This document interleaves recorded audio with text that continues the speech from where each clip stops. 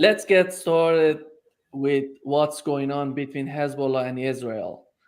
And Israelis are talking about that Hezbollah couldn't hit the targets, and but Hezbollah has something else to say. They believe that they have hit all of the targets that they wanted to hit. What's your understanding on the current situation? Well, we know that the capabilities of Hezbollah are quite extensive. You remember that I think I have mentioned that on your channel that in the last 2 months, Hezbollah has published at least two videos showing pictures taken by drones flying over Israel, in the northern part of Israel, up to the center part of Israel, and showing possible targets.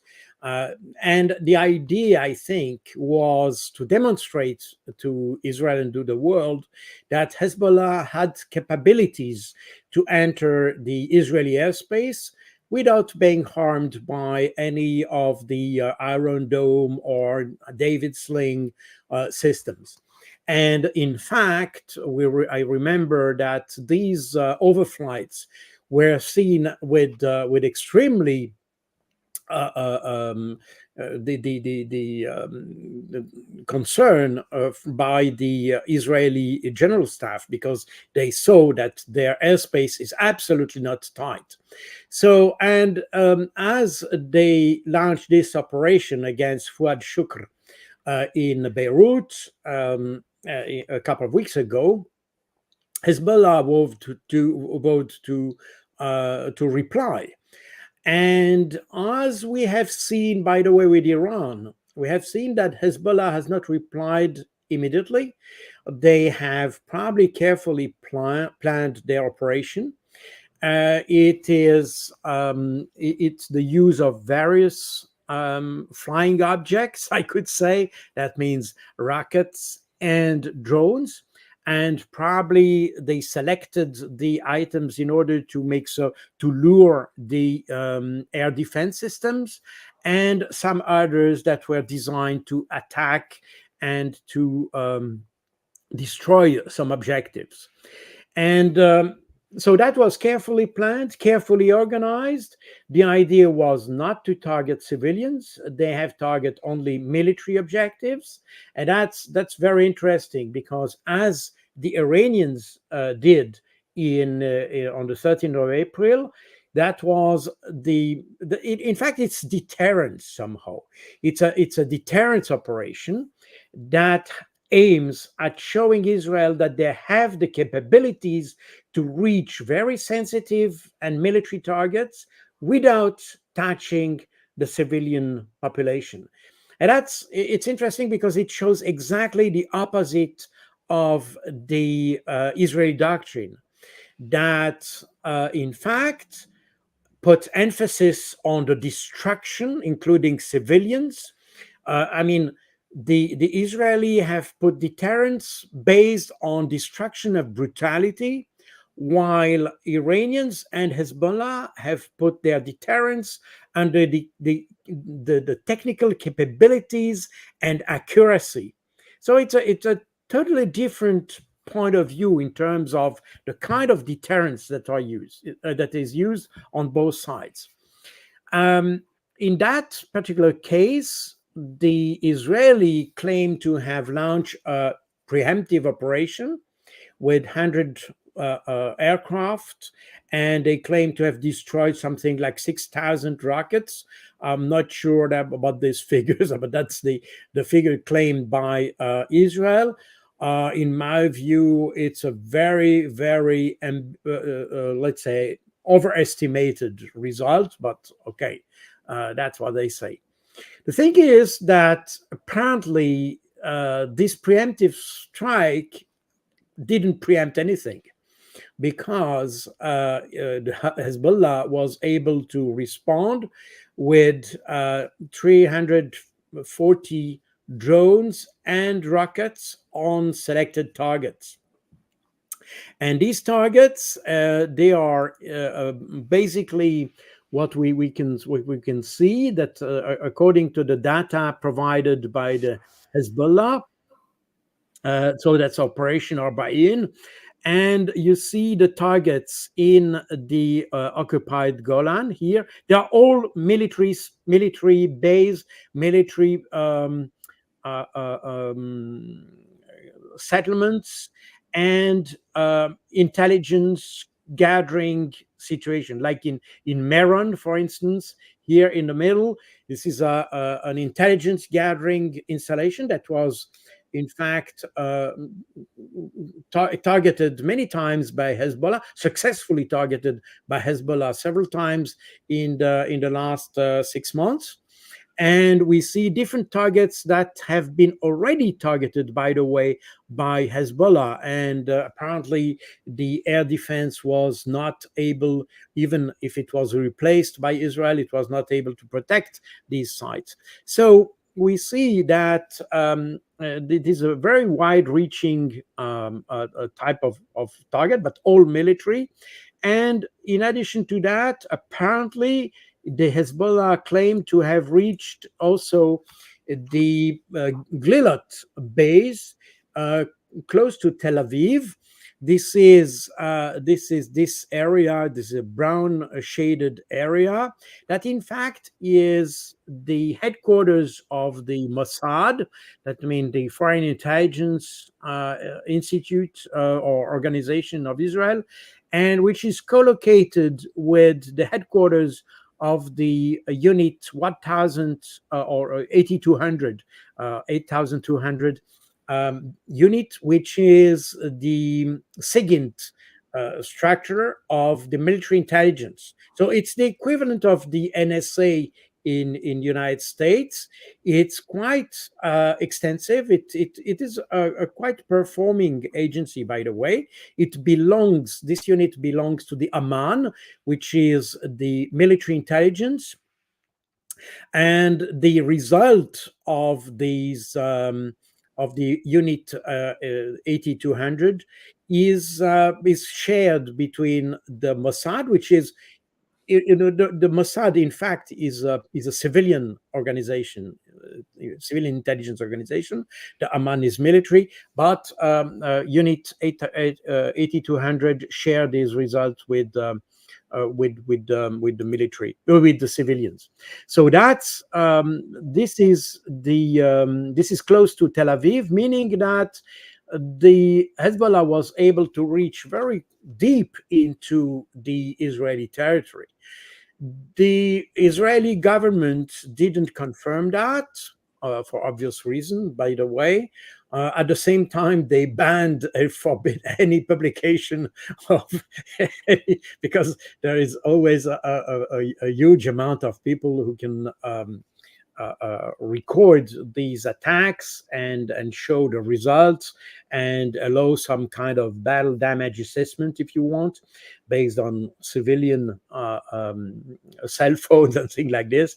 But for this particular case, the Israeli government prohibited anybody to publish and to produce these videos. So meaning that probably, despite the Israeli government is not saying it, it was probably touched quite, as the Hezbollah said, the base was probably touched. I'm not able to say if this was significant in terms of reducing Israeli capabilities. I don't know about this, but certainly the base was hit. And again, this is the same thing as we saw with these overflights that I mentioned before. The thing is that all these military sites are supposed to be protected by the Iron Dome system or other similar systems. And apparently, this didn't work as expected. It doesn't mean that the system doesn't work, although the Iron Dome is very controversial on this in this area, because several experts have stated that the Iron Dome was probably not as performing as expected. but to some extent it did.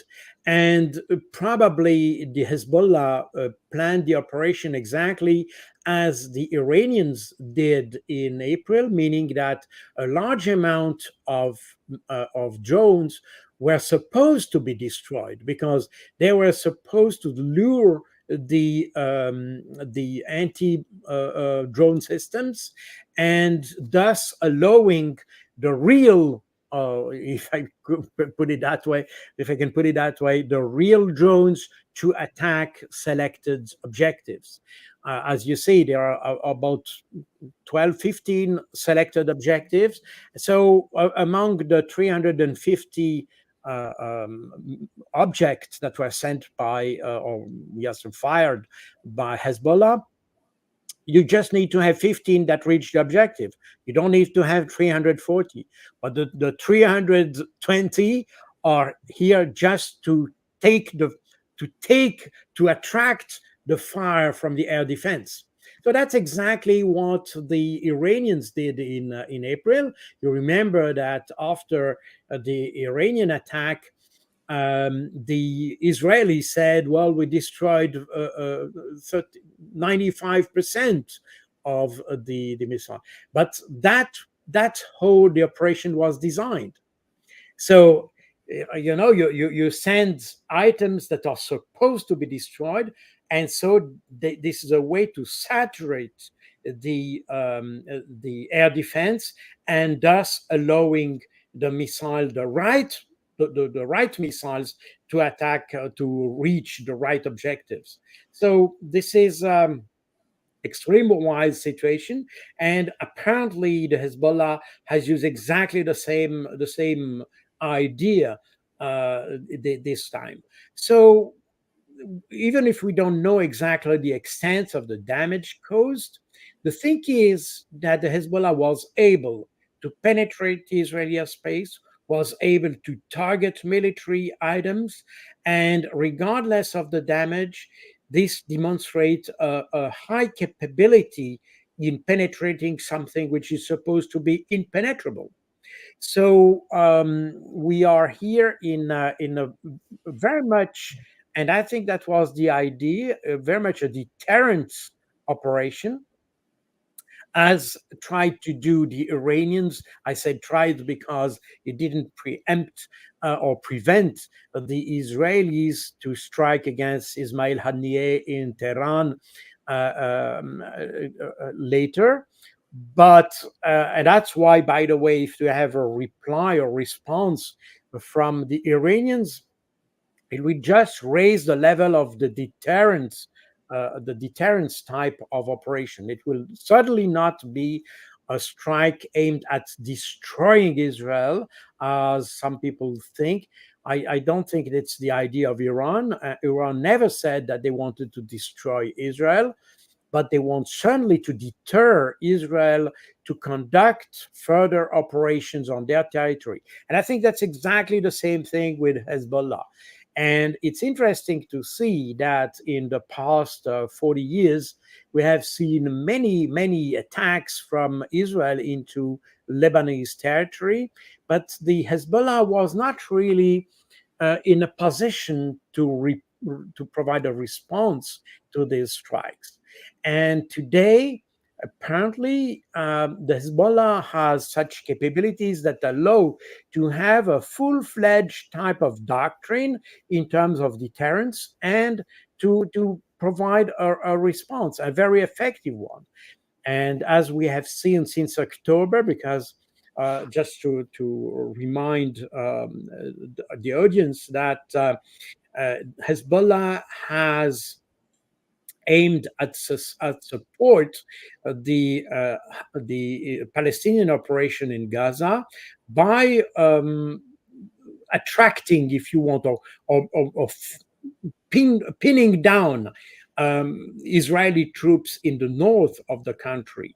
That was the idea, to pin down the IDF in the north of the country, so that the IDF is not able to reinforce their forces in the Gaza Strip. And to do that, the Hezbollah fired a lot of missiles at selected military targets. And we have seen that they have been extremely effective against Israeli installation, including and especially intelligence posts or listening posts that are located all around the southern part of Lebanon, including the occupied Golan. So we have seen that Hezbollah has really developed full-fledged capabilities to respond to Israel, and that makes, in fact, if we take some distance and try to look at the big picture, we see that the Israel, in fact, is now surrounded by forces that have increased capabilities. We are no longer in the situation of 1982 or even 2006 when Israel attacked South Lebanon. They can probably attack South Lebanon, but I think the capabilities of Hezbollah would be much, much, much higher than what they did in 2006. And remember that 2006 was considered as a victory of the Hezbollah, by the way. So now the Hezbollah has extended capabilities, meaning that the overall operational and strategic situation of Israel has been, in fact, degraded in the last decade or so. So we see that Israel is in an increasing unfavorable situation. We see that Israel has not been able to reach any of the stated objectives in the Gaza Strip. A recent report from CNN shows that since the 7th of October, the Israelis were only able to, let's say, degrade significantly or make ineffective, if you want, 3 of the Katiba of the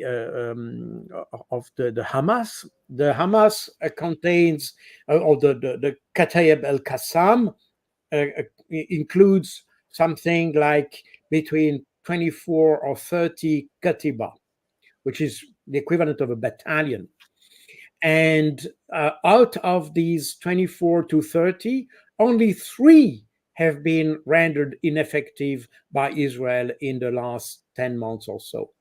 So that shows that the ability of IDF to cope with the threat is extremely weak. And although everybody thought that it would be an easy piece of cake for Israel because they have this kind of high-tech army, this is over-armed, over-powerful with tanks and full-fledged aircraft, high-tech equipment, and so on and so forth, but they were not able to degrade the Hamas. And when we talk about Hamas, we are talking just about Hamas. I remind you that the operation to fund Al-Aqsa, that means Al-Aqsa flood, was launched not just by Hamas, as our media tend to say, but about 20 different Palestinian groups, Hamas being the most important. So when we talk about what Israel was able to achieve, we're talking about those 3 battalions, but in fact, there are all the other battalions from other Palestinian entity that are probably to some extent a little bit degraded. But what we see on the battlefield shows that the Palestinian capabilities are not really affecting their operational capabilities. So they have probably suffered losses and things like that. So that's certainly true. But at the same time, what we observe on the field sees that the Palestinians have kept a full capacity in terms of conducting complex operation. And when I say complex operation, that means a joint operation between, let's say, Hamas and Islamic Palestinian Jihad, for instance. So that means different entities coordinating their operations together, and not just across different entities, but also in 3D, if you want, in the sense that we have seen extremely complex ambushes conducted both in within the tunnels and in the surface.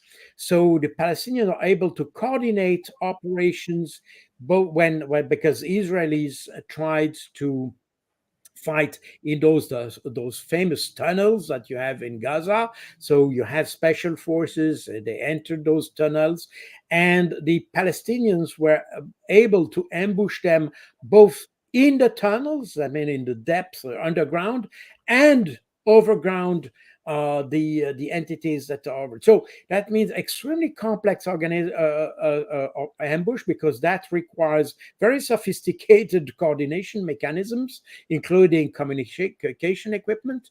And we see, when we see the way the Palestinians coordinate this operation, it's all by CCTV. That means that they monitor exactly the progression of the Israeli special forces in the tunnels, and they monitor all these where they are exactly. Then they select the moment they will trigger the ambush, and they trigger the ambush both underground and overground at the same time. So it's extremely complex. It's not just the simple guerrilla that we had, even if the Viet Cong was very effective about 60 years ago. But this is even more complex that we see in Gaza, and Palestinians seems to have kept the complete ability to to conduct such operations. And that's the reason why, as I have said many times, the Palestinians in fact are keeping the control over everything in the Gaza Strip. And Israel, despite many incursions and distractions and bombings and all that, they have control over no single part of the Gaza Strip. I mean, they are probably, they feel they have control because they are present in a certain zone, but that just means that the Palestinians have withdrawn tactically, just to be able to counterattack more effectively at night or something like that. So, meaning that the Israelis have absolutely no control on the situation, and basically that's exactly what we see more and more reading in the Israeli media. By the way, that they say that nobody has in fact reached the stated objectives that Netanyahu said in October. So now we have this a strange situation that Israel is pinned down in Gaza, pinned down in the north of the country, and they are still expecting the blow from Iran, because that, I mean, we don't know exactly what is in the mind of the Iranian general staff or so, but uh, as of today, I have seen not the slightest indication that the Iranians don't want to respond to the attack against Ismail Haniyeh in Tehran. As a result, the Israeli have put themselves into a very complex situation in which they are not able to find a solution. And the the solution, the obvious solution, would be to have a ceasefire. But here you have the problem of the personality, the ego, and I don't know what kind of psycho elements that plays a role in that. But the Israeli didn't get the message. I mean, they still think that in order to be respected, they have to destroy their enemies. And I think that's a wrong view. That's the view that was already in the early 50s was defined by the then Lieutenant Colonel Moshe Dayan, who became a famous general in the 67 war. But before that, in the early 50s, Moshe Dayan made or designed a doctrine which is still valid today. That means that to be respected, we have to inflict more damage to the enemy, the most damage possible. And that's still the view of the Israeli government today, which is, in my view, an outdated view. The Israeli government should have, since decades, in fact, but okay, should try to find a political solution to the conflict and not to continue and persevere in a military solution, because as we see today, Israel is every day in a worse situation. So I don't know exactly what is in the mind of the Israeli leaders, because their policy is going nowhere, and the strategy, if you want, is going nowhere. So that's a little bit the situation. So I think, regardless of the damage that was inflicted to the Hezbollah, which is probably true, even if the reports are very contradictory. So I'm not able to have a proper and very precise assessment of what damage was suffered on both sides. But the thing is that since decades, the Israelis are bombing South Lebanon, and therefore the damage inflicted there is, I would say, it's almost routine. It's almost as usual. While what's new is the ability of Hezbollah to hit within Israeli territory. And that's, in fact, if you try to, regardless of I said, what how we can assess the damages, because as at this present moment I can't, but regardless of that, the result, if I should make a comparison as of today, I would say the Hezbollah has won this round, because it had showed this capability to do something it was unable to do so far. So that means an increased capability, and that was probably what the Hezbollah wanted to show. This is not a matter of the amount of damage, but to show the ability of doing of achieving something, and that, I think, is totally demonstrated. And that's in fact, if we think about it, I have mentioned that several times on your channel. The This kind of asymmetric understanding of a battlefield, where on one side you try to achieve damages and destructions, on the other side you just want to show an ability to do something. This is exactly, for those who don't understand the notion of jihad, this is exactly that. The problem of jihad, although it's extremely poorly understood in the West, jihad is not about distracting the enemy. Jihad is about the ability to respond. And that's the very important lesson. And in fact, we tend to understand jihad in a context of terrorism and things like this, which is also one aspect, but we'll not discuss that today. But even in the way to respond to a provocation, we have exactly this example with the Hezbollah's response. It's exactly in line with the idea of jihad. You don't need to make a huge amount of distraction. You just need to show that you're able and determined and ready to answer. That's the real uh, uh, idea of jihad. I remember, just to remind people, the word jihad come from the Arabic jahada. That means, in fact, that means to resist, to struggle. It's not to destroy or to kill or think like that. It's just it's the one who is victorious in the jihad is the one who keeps the head high.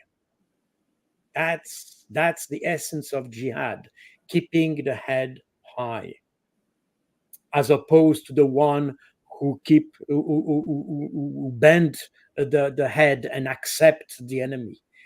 The idea of jihad is the ability to resist, the willingness to resist. This is the real thing. And that's exactly what we have seen with this reply. Again, regardless of the damages, regardless of how effective it was in military terms, in terms of message, in terms of in the mind of the population, I mean the Arabic population. And when I say population, I mean in the mind of the whole Middle East, the ability to respond, the willingness to respond, the fact that you refuse to bend down and to refuse that one side can dictate its law by force. This is the essence of jihad. And that's, I think, even if in the West we do not understand that very well, this is the way the whole Middle East will understand that. And that's, in my view, is the real victory of Hezbollah. And that's something that the Israelis were not able to understand. I explained that already in my first book on asymmetric warfare that was published in 2003. And I repeated that in the book that is just, no, sorry, just behind me here. This is the Operation Aqsa Flood, this one, which is, this one is the French edition, but it has been translated in English and in German. Um, so this, that's what I try to explain. This idea of jihad is, and that's why it's very difficult for a Westerner to conceive or to design an operation that leads to victory, because we don't understand the way the Muslims understand victory. They have a completely different view on what is victory. For a Westerner, that includes Israelis, because as we know, the Israelis are in fact something like 80 to 90%. They are Europeans, or East Europeans or Western Europeans, but they are not for the Middle East. That's a reason why they are not able to understand this region and the mentality and the mindset of that region. But in the West, the victory is achieved through the destruction of the enemy, while for the Muslim, victory is achieved as soon as you refuse to accept the blow from the others. So the ability, the willingness to respond is already a victory. It's a victory on oneself, not a victory on the enemy. And that's this perception of victory is absolutely central in the way we should understand the conflicts with plural form. That includes what we had in Afghanistan, what we had in Iraq, Syria, and so on and so forth. This is the way the Muslims understand war and and victory in war. So and the fact that you are not able to understand that means that we fail all the time. That's the main factor that explains why Western armies have systematically failed in the Middle East, and including Afghanistan. I mean, it's no longer Middle East, it's Central Asia, Afghanistan, because they were not able to understand the way this idea of victory that is prevalent in the Muslim culture and Middle Eastern culture. And that's exactly what we are witnessing today. So for that reason, and I mentioned that in my book, by the way, that's for that specific reason, we can say that in fact Israel has already lost. That's the thing, because Israel, despite violence, brutality, destruction, killing civilians, massive, disproportionate force, and things like that. They have not, uh, let's say, uh, uh, destroyed or even affected the willingness to resist. And jahada means to resist. And that's it. So we are exactly here in I think that's the response from Hezbollah is an example of how we are in the Middle East in that particular conflict around Israel. We are not just we of course we can assess it from a strict military point of view, but in fact we are also in a kind of cultural dimension also. The way we understand war, the way we understand victory is absolutely key to understand the way we should or should not wage war. And that's the weakness of Israel. They have been so but there is a cultural arrogance because when you feel superior to anybody because you are a superior race or superior mental and things like that. That, by the way, is exactly what the International Court of Justice has retained, especially in the vocabulary used by the well. That, but beside the legal aspects of this, there is a mindset aspect, if you want. That means that by thinking that you're superior, you tend to underestimate your enemy. And the underestimating your enemy is the worst mistake you can do at war. That's, by the way, exactly the same problem we are witnessing in Ukraine. Because we underestimated the Russians, we see that Ukrainian is failing. But you can also see that the leadership in Ukraine and the leadership in Israel is from the same culture. And that probably explain why they tend to fail and why on both sides they find the solution in involving the West into the conflict. And we see exactly a very parallel situation in both conflicts, that by achieving no tactical, I mean, probably some tactical, but no operational and no strategic success, they they think that the solution might be in extending and expanding the conflict by involving the US and things like this. So this is very interesting to see this parallel that we have on both sides.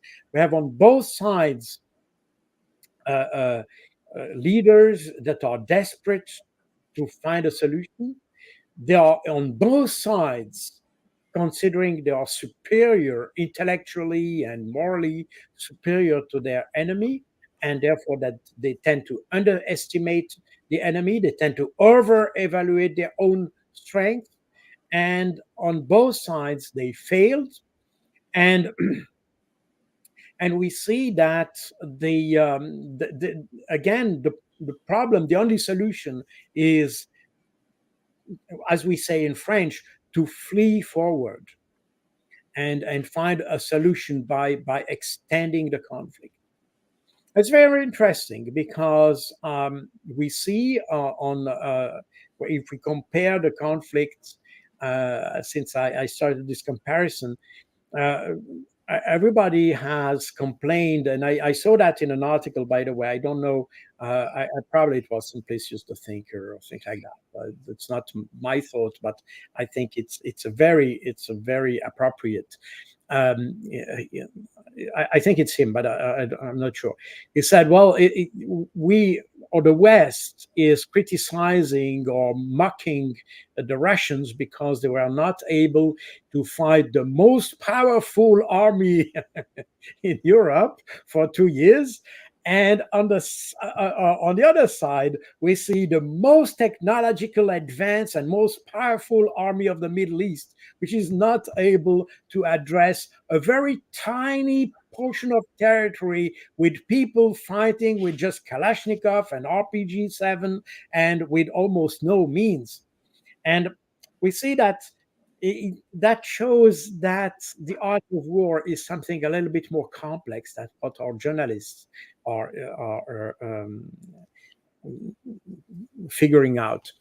And that's a very interesting lesson, by the way. That's those two conflicts, because again, that shows that the Western arrogance is is probably not the best way to address a conflict. And we should, the best way to address a conflict is probably to address it with humility and understanding that the enemy probably has probably less weapons and probably less powerful weapons, but is probably more skillful in using them.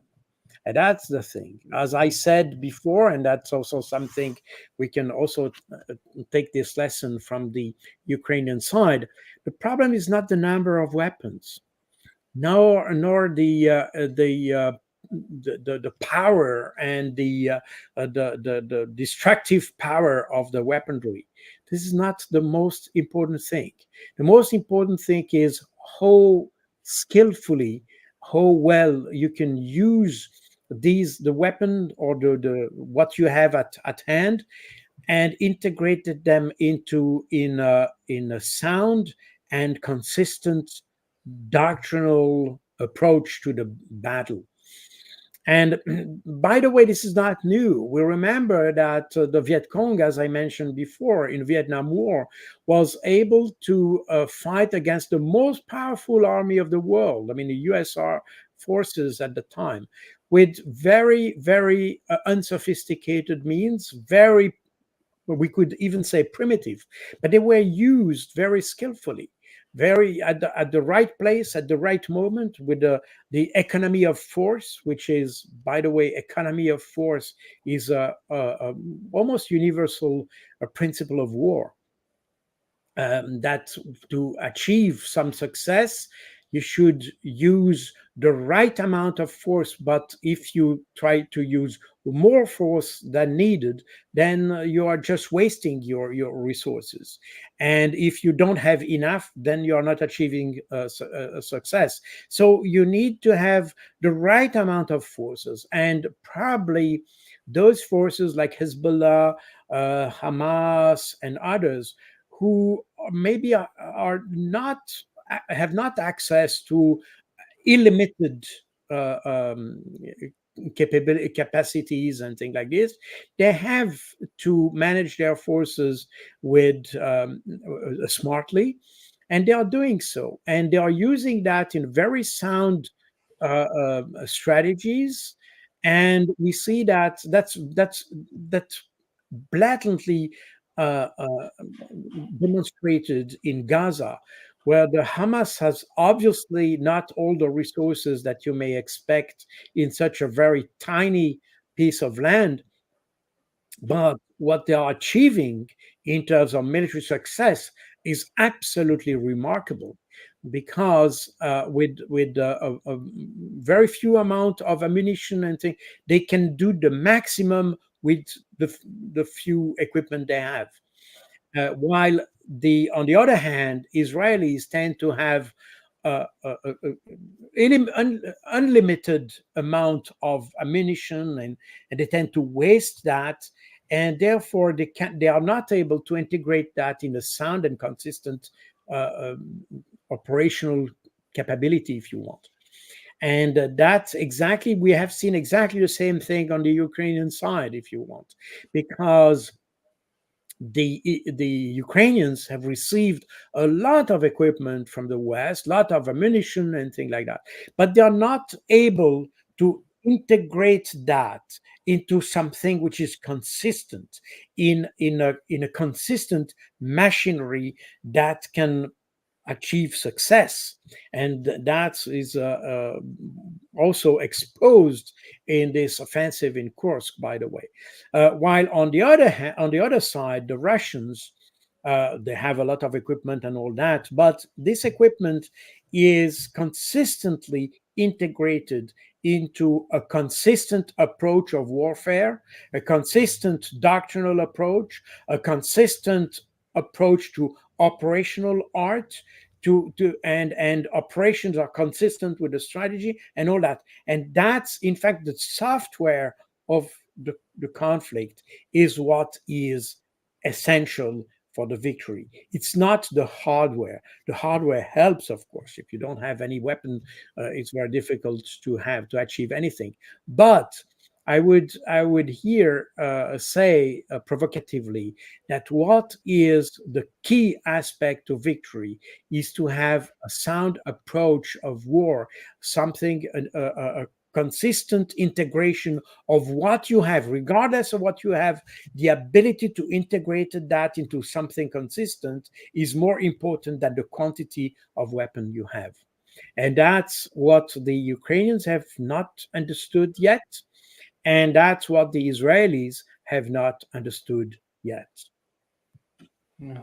Since you've mentioned the conflict in Ukraine, we know that this offensive on the part of Ukrainians on the Kursk region, they wanted to achieve some strategic goals that they had in their minds, and nobody knows what was that. But at the end of the day, right now we've learned that the Russians are talking about 6,000 soldiers were killed in that region. It seems yesterday they said that. I don't know if today is going to be 7,000 soldiers. How do you see right now the battle in the Kursk region together with what's going on in the Donbass region, those regions that Russia, if you remember, before the peace summit in Switzerland, Russia has put out some preconditions. One of them was withdrawing all Ukrainian troops from the Donbass region. It seems that this attack on the Russian soil is in favor of Russia to just defeating Ukrainian forces in Donbass region. How do you find it right now? Well, different aspect of your question. First of all, if we just look at this Kursk offensive, as I've said before, it's important to and remember that Siersky was trained as a Soviet officer. Uh, and so and we see that he has some kind, not completely, but some kind of Russian understanding of war. And basically, what it seems that he has a very structured way of understanding the military operations. This is something we don't know to do anymore in the West, because in the West, in the last 30 years, we used to fight tactical wars with no real strategic objectives and no really operations. And so we used to fight tactical wars. And if I see the comments made by military officers, especially in France or in Europe at large, we see that they have a tactical approach to the conflict. Now, that's the reason why they are not able to identify the different objectives that the Ukrainians may have had for this operation. But if you look at it from a more classic point of view, if you look at it from the point of view that used to be the Ukrainian doctrine before the influence of NATO and things like that, and if you look at it from a Russian perspective, then you start to understand kind of a logic in the way in what they wanted to do or they wanted to achieve. The the base is Clausewitz. We come back to Clausewitz as the fundamental strategies that influence the thinking in that part of the world that affect both Ukraine and Russia. So the first thing is that you need to have a strategic objective. And the strategic objective is usually based on the center of gravity of your enemy. Center of gravity of the Russians is the stability of the country. That's what Putin and the leadership, the political leadership of the country, try to maintain all over the war by keeping the military operation outside the Russian territory, trying to develop the economy and to to to maintain a situation of activity as usual in Russia. So that, and even better, because even that if you are a normal, if you listen at people, I mean foreigners living in Russia, they see that in the last 2 years the situation of the individual citizen has improved. In stores and things like this, you have everything. You can I have any kind of goods you may want and things like that. So from that point of view, and that I think was an effort put on the Russian leadership to make sure that the population would not be affected by the military operation in Ukraine. And when you understand that, you understand why Zelensky himself said many times in the last in the last weeks or even months, they said the Russians must feel the war. They must feel the war, and for that reason, the idea of the leadership, the Ukrainian leadership, was to bring the war in on the Russian territory. That was the idea, and that's the you see, if you look at sorry, I will put here probably, yeah, that's it. You see, that was reflected by Al Jazeera. Ukraine's strategic goal in 2024 is to make Russia wars felt in Moscow.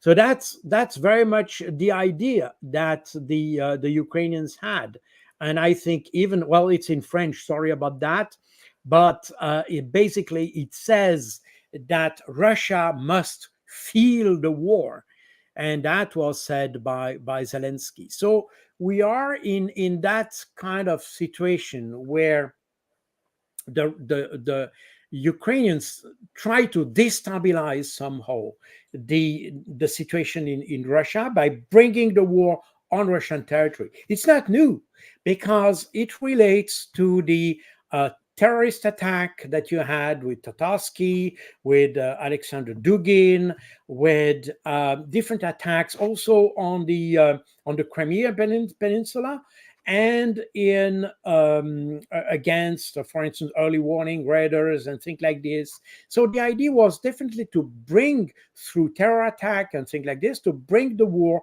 on Russian territory, so that the idea being behind this, the idea, because somehow the Western, and that applies to the whole of the Western leadership at large, so that includes, of course, the Ukrainian one, they still think that Putin is not popular, and therefore, if we achieve some kind of destabilization within the Russian society, that could lead to a destabilization and a change of policy in the country. And that's an interesting point, but because if you look at the figures, here you have the polls done by the Levada Center. I remind you that the Levada Center is considered as a foreign agent by Russian authorities. It's a poll institute in Moscow, and they assess the popularity of Vladimir Putin. And the last figures date from end of July. There will probably be new figures in the coming days, but okay, we are not still at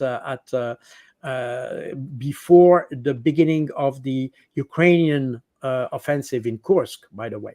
But interestingly enough, if you look at those figures, you see that the popularity of Vladimir Putin is extremely high, and according to Levada, it's at 87%, which in fact is roughly what Vladimir Putin got during the presidential election recently. So we are something which is very consistent, and that's the popularity. But if we look at other aspects, also from the Levada Center, for instance, it's in French, but this is the support to the special military operation.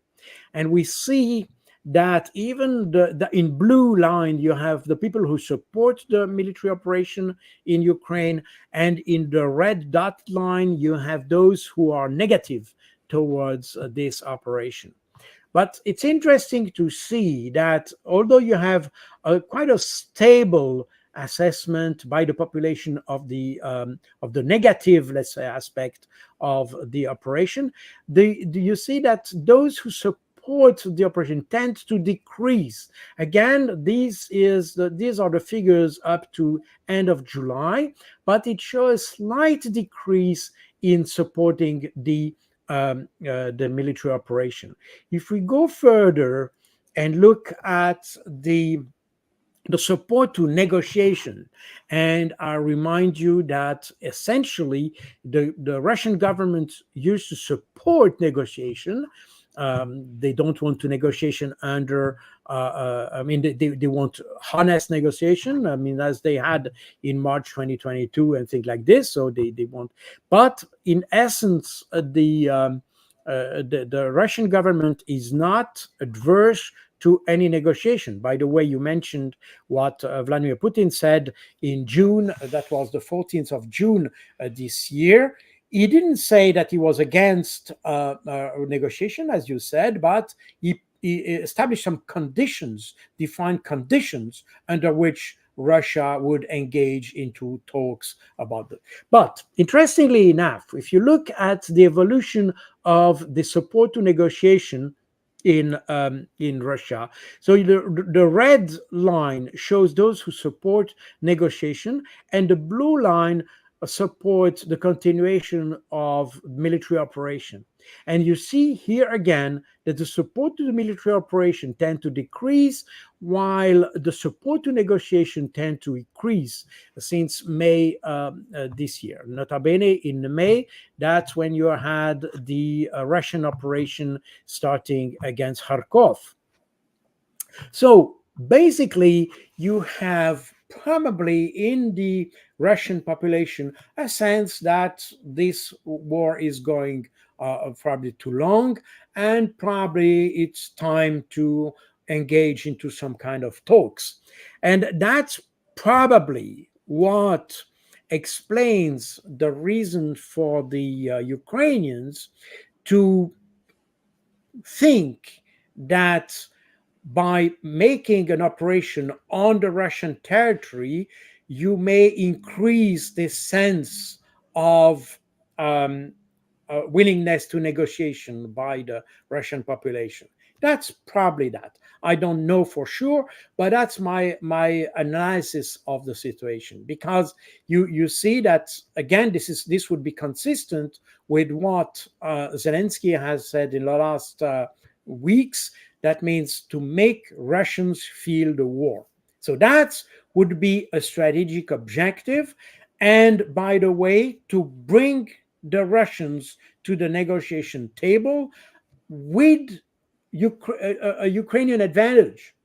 Because so far, it's and that's exactly, that was the topic, by the way, during the conference in Switzerland, that why should Russia accept Ukrainian terms if Russia is in fact victorious on the battlefield. So that's exactly the point. So the idea of entering Russia was to engage, to be able to engage in some kind of negotiation, and to let's say increase the weakness of Russia, if you want. That was probably the strategic objective. And consistent with that strategic objective was probably an operational objective that was to take over the nuclear power plant in close to Kursk, in Kurchatov. And in Kurchatov, by the way, you have two installations. You have, on the one hand, you have the nuclear power plant, and you have a nuclear laboratory, which is there. And the idea was probably to take over that in order to have some kind of bargaining chip to force Russia to negotiate, probably to force Russia to negotiate, or maybe to have some exchange or swap between the Kurchatov power plant, or the Kursk nuclear power plant, and the Zaporozhye nuclear power plant. Because on the other hand, on a very more operational side, if you want, we see that the electricity and power capabilities or capacities of Ukraine are degrading at a very high speed, and therefore the Zaporozhye nuclear plant, which used to be the most important nuclear power plant in Ukraine, is increasingly vital for Ukraine, and therefore it could make sense to take over the Ukraine power plant and try to find an exchange. Well, that's a speculation, because in fact the Ukrainians have not been very clear about this, but that's what most Western experts, I mean, those who have some, let's say, smart advice on this conflict think about. So that's the operation, and therefore you see that the operational objective may, and that's very consistent with the Clausewitz understanding of war, that you use operational objectives to achieve a strategic objectives, and that would be exactly then consistent by taking an operational objective, the Kursk nuclear power plant, then you push Russia into negotiations, which is a strategic objective. So this could be absolutely consistent. We know what the strategic objective is. We don't know exactly what the operational objective is, but again, Kursk is possibly one. Now, what we see is that the Ukrainians have understood they will not be able to reach the nuclear power plant, and that they will have to deal with the situation in order, and I mean, keeping the area it has under its more or less control, to make, as Zelensky has said, like a buffer zone, which is, in my view, another way of saying it's a bargaining chip with Russia, to say, okay, we exchange this, maybe Zaporozhye, or some talks against this territory, something like that. And that's the reason why probably Ukrainians now have reduced their objectives. Apparently, they are no longer trying to go deeper into the the Russian territory, but they just try to consolidate what they have, probably extend a little bit, but in order to have more leverage in some kind of discussion.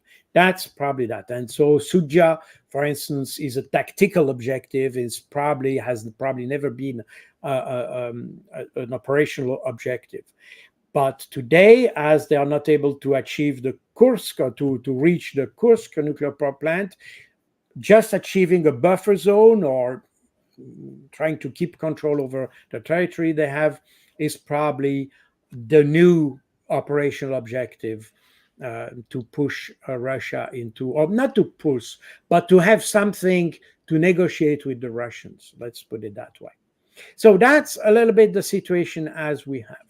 Now, probably just something we need to say about the beginning of that offensive, because it was said that the Russians have been surprised and all that. I'm not sure that the Russians were surprised, or not totally.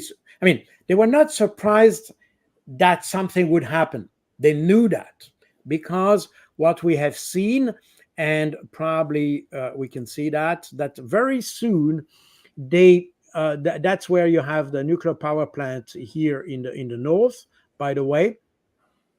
And they deployed very quickly element of the 810 brigade. That's a naval infantry brigade that used to be deployed in the area of Kherson. They deployed it very quickly close to the nuclear power plant, and they deployed also this detachment of special the special detachment for rapid response, Ahmad, which is those this Chechen battalion, and they deployed it just in front of Kursk here. And that was done just 1 week before the Ukrainians attacked. So that means very early August. So that's what we had. That means that the Russians have detected some preparation for some kind of assault. The thing is that the Ukrainians have prepared the force that they prepared to attack was a very small force because they didn't want to attract the attention of the Russians. So they started with a very small strike force that they planned to reinforce with units that were taken from the area of Kharkov and so on, which is very close. And so they could bring reinforcement very quickly from the rest of the front line. And that's why they attacked with very small forces, but that was easy because this area was virtually not defended. And they brought that very quickly in that area. And then they started to reinforce that with units coming from other parts of the front line. So that means that probably the idea of the Russians was to let these first force to enter in order to be able to destroy them as they, there is a tactic that is used by the Russians, which is called it's I think in the U.S. Military jargon, you would call that a kill zone, or a fire pocket. I mean, the Russians call it fire pocket. So there's a Agnevoy Meshok, which is literally yes, it's a bucket of fire. And today they are talking about the Kursk Meshok. So it's the pocket of Kursk, which is in fact, the idea was to let the Ukrainians to enter the zone and to destroy it in the area. This is reminiscent from what the Russians have done in September and October 2022. If you remember, if you look, oh, sorry, it's in French again. Sorry about that. But nevertheless, this represents the density of battalions, of Russian battalions in in Ukraine in July 2022. So that was 2 or 3 months before the Ukrainian offensive. And you could see that in Kharkov, you had 1 battalion for 20 kilometers. The same in Kherson, you had 1 battalion for 20 kilometers. While in the Donbass area, you had 1 battalion every 1 to 3 kilometers. So the density was about 7 times to 10 times higher in the Donbass than in Kharkov and Kherson. And that's the reason why when the Russians understood that Ukrainians were preparing an offensive, they preferred to withdraw their troops and to welcome, if you want, the Ukrainians. And they in fact, what happened, that's what they abandoned, to withdraw behind safe lines, behind the Dnieper and behind the Askil River here in Kharkov. And they welcomed the Ukrainians with intense artillery fire, meaning that for these operations, the Russians withdrew before, I underline this, before the Ukrainians came, but welcomed these forces with intense artillery fire, and therefore the Ukrainian had suffered very high amount of losses in this area, while the Russians didn't suffer almost no casualties. So we have exactly, I think, probably the the Ukrainians wanted to achieve the same thing in the Russians, sorry, wanted to achieve the same thing in in the sorry in Kursk this time. And that's exactly what we are seeing today. That they let the Ukrainians enter, and now they are just trying to crush them. By the way, in my book on the that was Peace and War, or War and Peace, that was the book I wrote in that was published in October 2023. I and sorry, it's in French again, but I will translate it directly. But it's interesting. I based on the leaked documents that were produced or published in April 2023, we could see that the Ukrainians planned three possible direction of attack or counteroffensive, because that was the moment they planned their counteroffensive. And there are three possible directions of attack: the one in Kherson, the one in Zaporozhye, and the one between, in fact, Belgorod and the Belarus border. And I wrote in my book, I commented this leaked document, and I indicated that if you looked at the ratio of forces that was described in this US top secret document, by the way, you could see that in Kherson, the ratio was 1-8 in favor of the Russians. In Zaporozhye, that was 8-4 in the favor of the Russians, and in Belgorod, Kursk region, because by the way, that's exactly the direction of Kursk, you had almost 1-1, and therefore the chance of success could have been better in this area. The problem is that in this area, as the recent offensive demonstrated, you don't have the ability of making big mechanized attacks, because this area of Kursk is in fact mostly with forest and rivers and all that. So it's very difficult to achieve any kind of operational movement in this area. And that's probably the reason why the Ukrainians preferred to attack in the area of Zaporozhye, because it's an area which is more favorable to mechanized assault and things like this. And but from a pure forces ratio, in fact, the attack in the north was not completely stupid. So you see that there is some kind of rationale behind the Ukrainian offensive. But the problem is, again, as we said for Israel, this is the same thing here. The problem is to how you accommodate both your strategy and your resources, and that's the thing, and that's exactly the problem, because as we have seen in the Kursk offensive, the Ukrainians have no longer the ability to have a consistent assault force to attack in this area.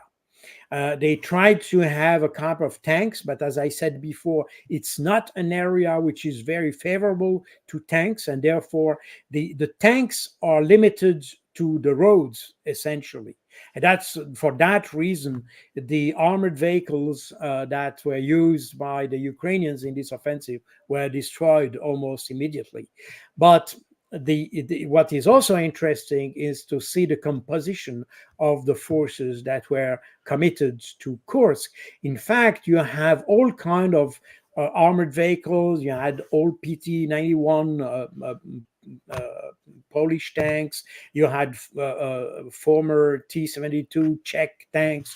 You had M1 Abrams. You had German Leopard 2. You had British Challengers. You had all kind of weapons, showing that the Ukrainians were not able to create a consistent force to an organized and force which is structured for such kind of offensive.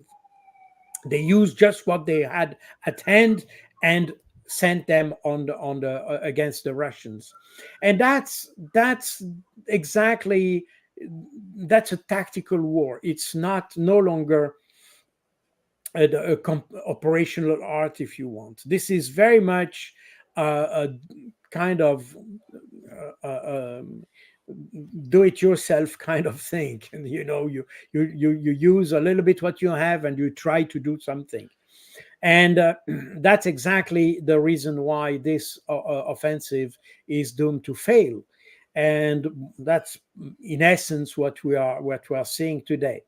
Now, on the Russian side, they decided to counter this offensive by designing or defining a counter-terrorist offensive. So that may sound a little bit strange because this is not exactly the type of terrorist. I mean, the Ukrainians are not exactly structured as a terrorist movement. The thing is that the reason why they did so, I mean, the Russians did so, is probably because of the nature of the ground and because it's no longer, it will not be a mechanized type of battle. It will not be the Kursk battle that we had in 1943.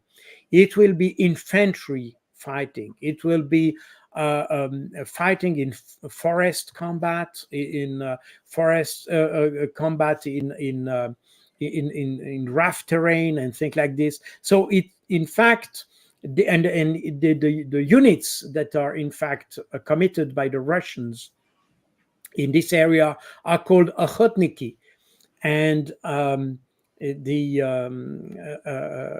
translation of Okhotniki in English would be hunter. So it's hunting combat, and that's exactly the form of combat that will be done. It is exactly what, for instance, if you look at the Austrian military doctrine, is Jagdkampf. This is hunting combat, and that means that in the mountains you cannot move with tanks, you cannot move with sophisticated equipment.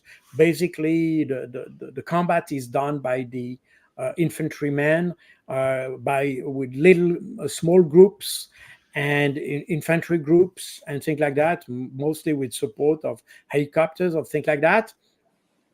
And that's probably the kind of warfare that the Russians are planning to do in this area, and probably are doing now. So again, it's not the massive battle of tank against tanks, but it will be infantrymen against other infantrymen. So that's a little bit the situation.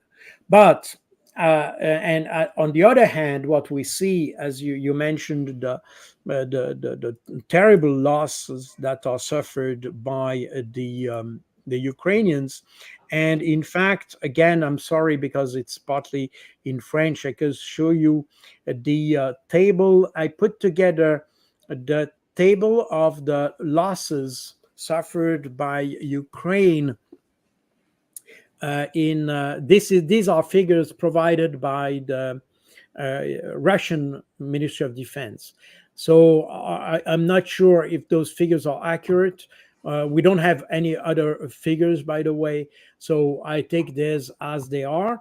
But we have to take into consideration that probably the Russians are making the probably portraying a more rosy picture for them than for the Ukrainians. So we have to take those figures with a pinch of salt. But nevertheless, what they show is that the bulk of the casualties remain in the area of the Donbass, and we are talking about the Pakrovsk and all these fighting. So, but we see that the center of the military activity remains the Donbass area, and the other figures are increasing. We see that in the sector north, which is where you have here the Kursk offensive, we see that the number of casualties per week has increased dramatically since the beginning of August. Beforehand, we had roughly 1,500 casualties per week, and suddenly we are jumping to about 30,000, so about twice the number of casualties in the area of the battle group north. These are the name of the battle groups given by the Russians. So battle group north, battle group west, battle group south, battle group center, battle group east, and battle group Dnipro. So this is the situation. If we look a little bit at the way these figures are, we see that there is a dramatic increase, especially in the center and north of the line of the front line, while in the south we see that the situation remains apparently relatively calm. And if we look at the evolution of the total of weekly losses, Ukrainian losses, we see that there's a dramatic increase since the beginning of August. And this is the weekly losses. Well, losses, by the way, these are dead or killed people, soldiers, wounded, prisoners, and disappeared soldiers. So that's what we have. So we see that and if we see probably what we can say about the Russian forces, these are figures provided by the Ukrainian General Staff. So again, I'm not sure about how accurate those figures are, but these are the figures we have, and they're probably good and provide a good estimate of the how the Russians have allocated their forces. We see that the force north is about 75,000 soldiers, 70,000 in west, and here the battle group south, it's more than 100,000, and center is 87,000. So we see again that we have seen that the most of the losses in on the Ukrainian side is in the area of Donbass, and we see that's consistent with the number of forces that are deployed by the Russians. The total, according to Ukrainians, the total forces deployed by the Russians in on the theater is about 550,000. So that's a little bit the situation. And what we see here is that we have, as it has always been, the Russians are not trying to conquer Ukraine. They are trying to, they are trying to destroy the military threats to the populations of Donbass. Basically, this has extended to the Russian-speaking populations, since that the referendums we had in September 2022 that made the region of Lugansk, Donetsk, Zaporozhye, and Kherson part of the Russian Federation. So basically the focus of the Russians is, as it has always been, the destruction of the threat against these populations. And that's what they are doing methodically.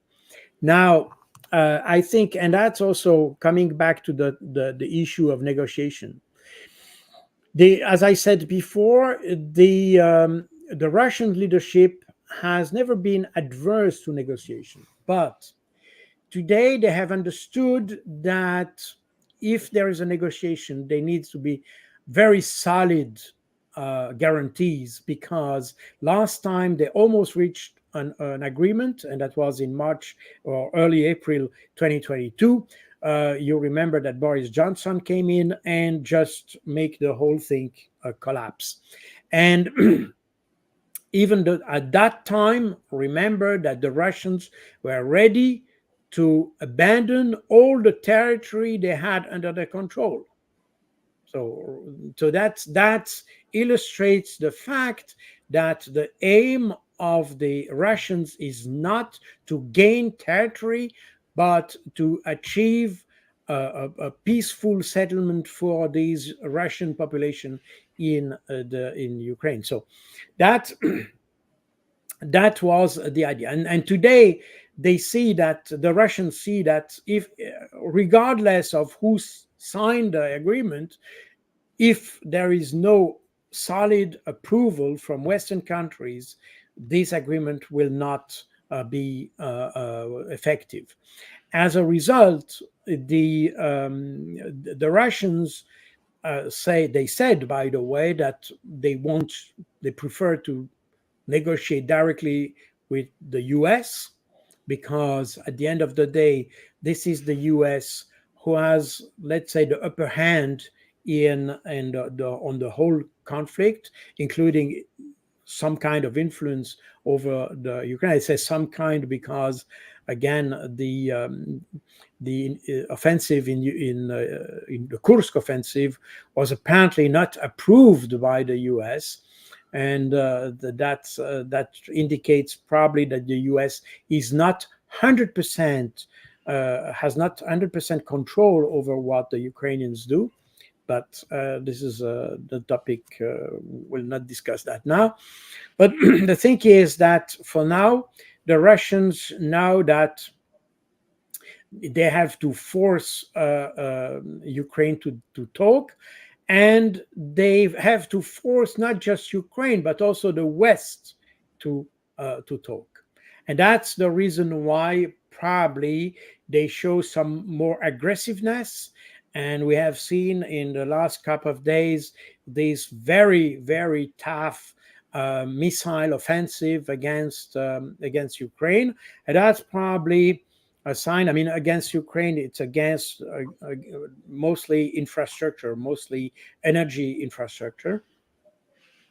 And that's the idea is to press the West into a posture that, let's say, favor talks or negotiations. But again, the Russians will not enter negotiations if they don't have a solid and firm approval from the West, because they know that if it's just an approval with Ukraine, the Ukrainians they will not, they may not comply with what they have signed. So and that in fact is an incentive for the Russians to move more forward. We are in essence in an attrition war, and this is what the Russians want to achieve: a situation where the attrition press Ukraine and the West, because behind Ukraine you have the West. At the end of the day, who will reconstruct Ukraine? Probably not the Russians. The Russians will probably reconstruct the region that are under their own control, and that they have started, by the way. If you go to Mariupol today, it's the city is almost as if there were no war.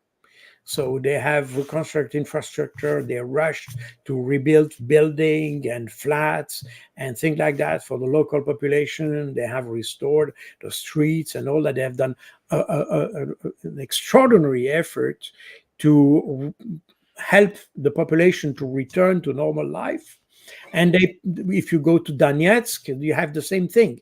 So, meaning that the Russians will certainly uh, contribute to reconstruct what has been done, what has been destroyed in their under their control. But for the rest, that will be the promise of the European Union. And that means that they were talking about billions of euro. And I'm not sure the Europeans are very happy about this. So the thing is that the more the Russians press and destroy things in Ukraine, the more it will be a problem for Ukraine and for Europe. And it will be a problem at different levels. Obviously, in terms of destroyed infrastructure and all that, but not only that, it will be a problem in terms of population, because today we see that already today that the Ukrainians that have moved to Europe at the beginning of the conflict and during the conflict, they have absolutely no intention to go back. Most of them, in fact, have settled in the West. I have met some, by the way.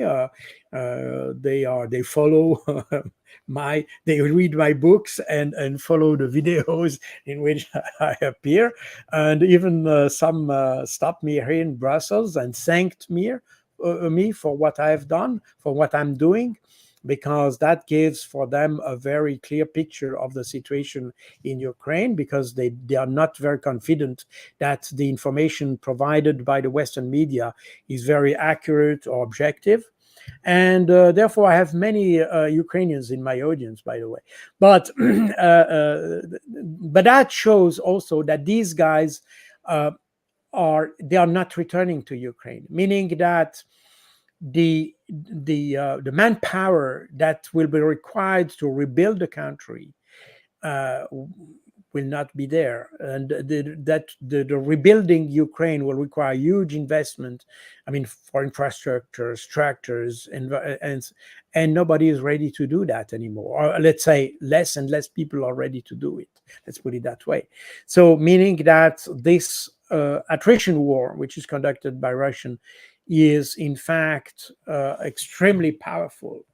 And it's very surprising, by the way, to see that the West has not understood that, and you still have warmongers in Europe, like Ursula von der Leyen and other people. I mean, in the especially in the United States, also Lindsey Graham and others who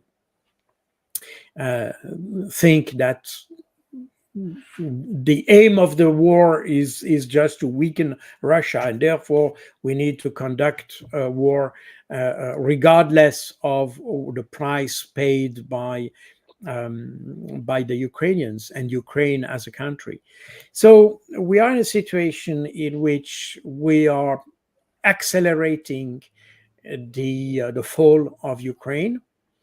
And the fact that we are not able, and including the Ukrainian leadership, is obviously not ready to engage into some kind of talk with Russia, means that Russia has absolutely no incentive so far to go into the diplomatic way.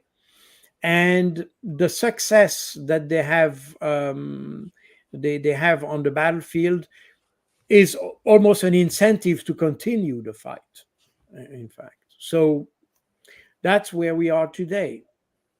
So it's not a very good perspective for Ukraine.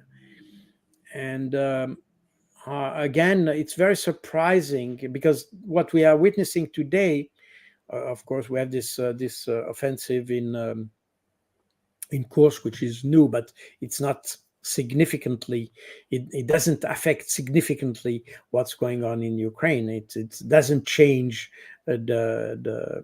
the situation. It's not a game changer, thing like that. So basically, what we are witnessing in Ukraine is a worsening of the situation we had already more than 1 year ago. So I'm not, I don't understand how the Western leadership think, because there is no prospect for improving the situation for Ukraine. There is absolutely no indication that this could improve. So we are in this situation. So again, this is for me a mystery. Uh, my feeling is that, again, as I've said many times, the purpose of this war is to fight Russia, not to help Ukraine. And therefore, Ukraine is, in fact, sorry to say so because it's not very respectful for the Ukrainians, but in fact, they are useful idiots in that respect, because they are used by the West to weaken Russia. And the problem is that it's not even working, because Russia is reinforcing. I mean, they have reinforced. They're reinforced economically, and that's obvious. I mean, I've mentioned that several times. That was underlined by the World Bank and International Monetary Fund and things like this. So we know that the situation of Russia is not degraded in any sense. But Russia is gaining influence in the world, because this this willingness of the West to fight at any cost against the Russians, this has been identified by the rest of the world. And that explains why more and more countries are turning towards Russia and start to have good relation with Russia. Remember, I mean, we have mentioned that on several times. In Northern Africa, in the Sahel region, Niger, Mali, Burkina Faso, who have literally expelled the French military and asked Russia to help them, is an indication of this changing mindset in Africa. And we have seen recently that Vladimir Putin, we talked about the conflict in the Middle East, Vladimir Putin was able to talk to the leaders of all the Palestinian factions, meaning that on the diplomatic scene, Russia has not lost any influence. On the contrary, it has gained influence. The Palestinians have seen that the West is absolutely useless to achieve any diplomatic result. And on the contrary, we see that Vladimir Putin is able to talk to the Israelis, is able to talk to the Palestinians, and no Western diplomat is able to do that. So we see that today, when we are talking about a possible solution and possible, let's say, mediation in the Middle East, for instance, we are talking about Turkey, we're talking about China, we are talking about Russia. But we are not really talking about any Western countries, and we're not really talking about any, even the European Union as such is not even considered. So we see that this idea of weakening Russia has completely failed. The opposite is true. Same thing with China. So we are in the situation where the Western leadership is still operating according to wishful thinking and not based on the realities. And that's, since I'm living in Europe, that's what worries me, is it's this inability to understand the reality. It's not the matter of whether it's good or bad, or who is good, who is bad, if Putin is this or that. This is not the problem. The problem is, how do we solve the situation, and at what point we have to talk to someone. So that's the point, and nobody has realized this. So I think we are in a very, very concerning point today, where nobody in Europe or in the West is realizing. I mean, the Americans a little bit, but not because they are smarter than the others, but simply because they're presidential election, and that's the whole thing. And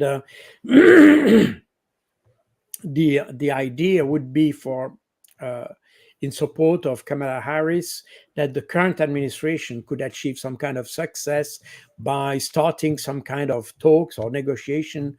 I mean, solid ones, not just talks that last for a couple of days, but let's say a solid round of negotiation, either in the Middle East or in Ukraine. And interestingly enough, nobody talks about the Europeans about this. Everybody looks at the Americans, but the Americans have lost control. And that's the interesting point that I have mentioned already, that on the the similarities between the Middle East or the Near East situation and Ukraine. As I said, we have leaders on both sides that find are looking desperately for a solution in expanding the war. But it's interesting that in both cases, the only reasonable, or let's say a solution for both theater, the solution may come from the US, but for both theaters, nobody trusts the US.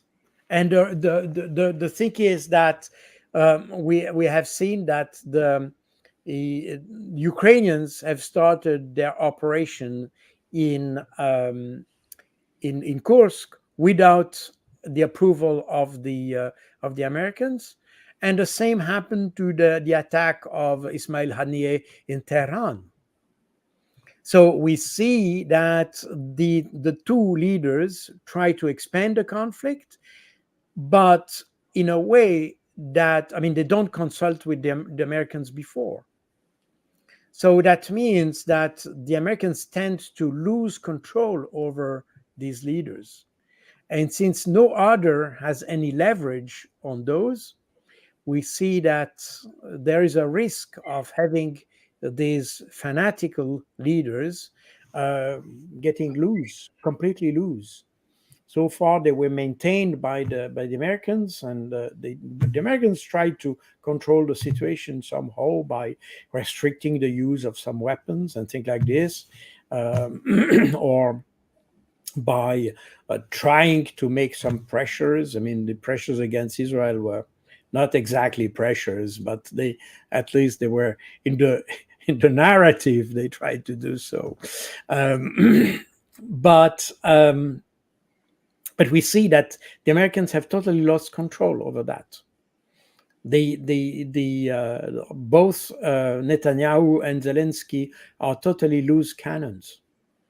And it's interesting on the both sides, because we see for both leaders, their military advisors or ministers also are advising them against what they are doing. We see that with Netanyahu and Yoav Gallant, who is now opposed to Netanyahu, and is said that the strategy used by Netanyahu is going nowhere. And you have more and more generals in Israel who said that Netanyahu is pushing the country towards catastrophe. And on the Ukrainian side, you have exactly the same thing, because apparently the decision to attack on Russian territory, I mean, this offensive in Kursk, was not supported by Syrskyi. It was decided by Zelensky and not by Syrskyi, who is the commander in chief. So we see that there is a widening gap between what the military says and what the politicians say. And it's interesting because we can even make the comparison with what happened in Germany in 1945. We had exactly the same situation, that you had the political leadership wanting to do things even with imaginary resources, and the military, the generals were saying, "Don't do that." But the politician didn't want to listen, and we are probably in a similar psychological situation in both in both countries, and that makes the situation very dangerous. And on the Ukrainian side, because those who hope either in Israel or in Ukraine that the US will be able to support them are, in my opinion, totally wrong. I mean, we have seen the problems of the US in just supporting logistically Ukraine. How come would they be able to sustain a full-fledged war in on two theaters if the situation develops in Ukraine or in the East? I mean, the US will not be able to do anything in that.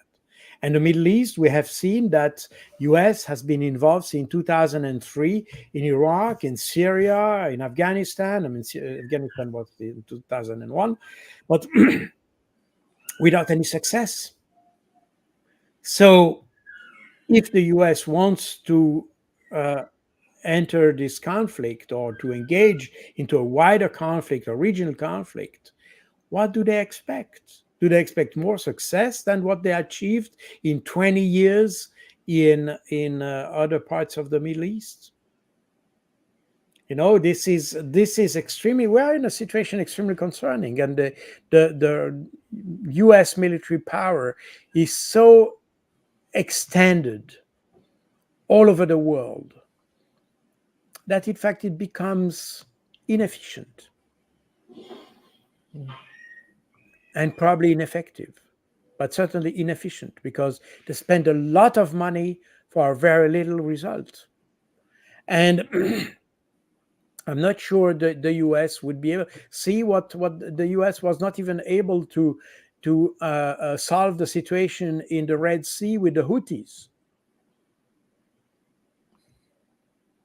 And even recently I missed that, but recently I came across an article showing that the Israelis tried to make a raid in against the Houthis, and they were all killed by the Houthis. I mean, special forces, U.S. and Israeli special forces, tried to make a raid in Yemen. They were all killed. So they're no longer able to conduct a special military operation or a special operation with special forces. They were all because killed. they're connected with the Iranian intelligence and Russian intelligence. That's why. Well, that's probably true, and that's probably the reason.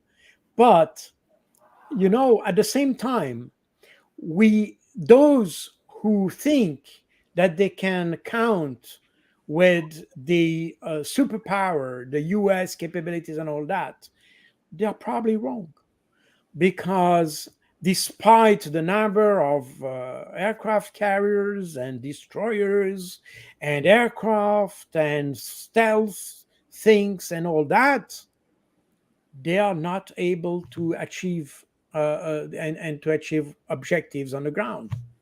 And by the way, it's not new, because they were defeated in Iraq, they were defeated in Afghanistan, they were defeated everywhere. So again, and that's in fact explains also what I said before, that The problem in war is not having the most powerful, the best weapon, and the most high tech and things like this. The problem is it's always the same. It's not to have the weapon, it's how to use it. And if you are able to use it in a consistent manner, in a consistent doctrine, with people who are proper trained for that, comes back to the very basic. You can have the best tank of the world, best aircraft of the world, but if you are not able to integrate that into a consistent doctrine, and in front of you you have a couple of soldiers who are determined to fight with just what they have, that's enough. They will be victorious.